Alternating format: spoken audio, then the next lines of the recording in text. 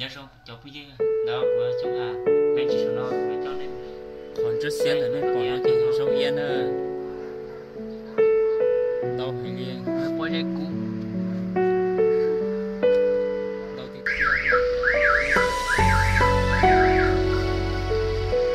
việc bình xa của công lao trường của để rong yên rồi mà mò đi sẽ ở đây còn nếu mà luôn xí là cho rong yên có lẽ anh phải nói ra để cho nhẹ lòng. đó nó sẽ nhập vào cho Có mình chỉ số nó lẽ cho ta nên chỉ sẽ có có rong duyên yên gặp tàu nhau.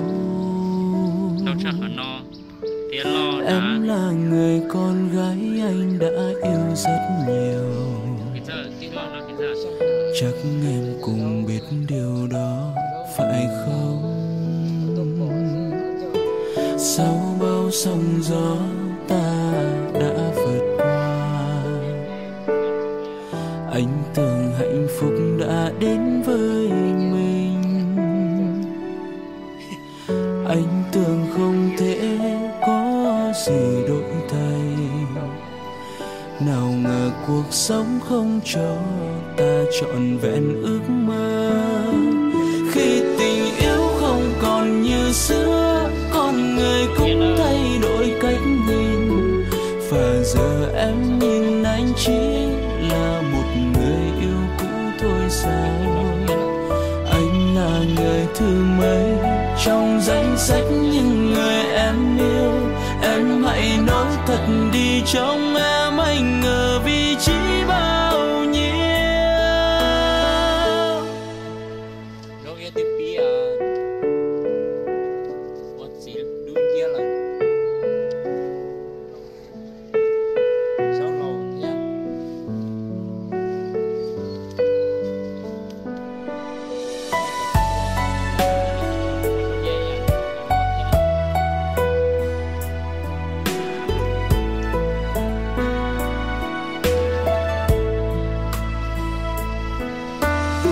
Sau bao sóng gió ta đã vượt qua.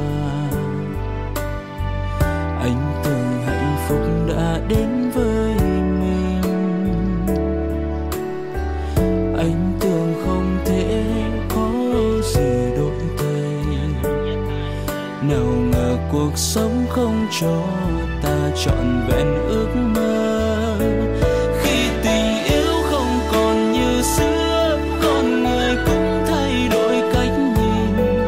Và giờ em nhìn anh chỉ là một người yêu cũ thôi sao? Anh là người thứ mấy trong danh sách những người em yêu. Em hãy nói thật đi trong em anh ở vị trí bao nhiêu.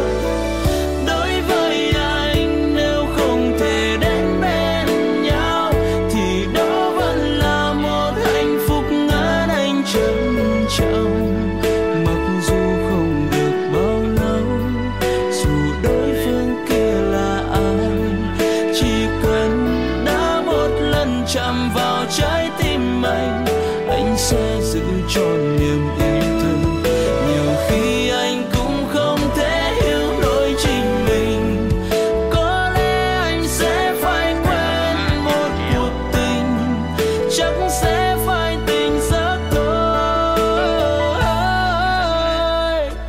Khi tình yêu không còn như xưa, con người cũng thay đổi cách nhìn. Và giờ em nhìn anh chỉ là một người yêu cũ thôi sao? Anh là người thứ mấy trong danh sách những người em yêu. Em hãy nói thật đi trong em anh ở vị trí bao nhiêu.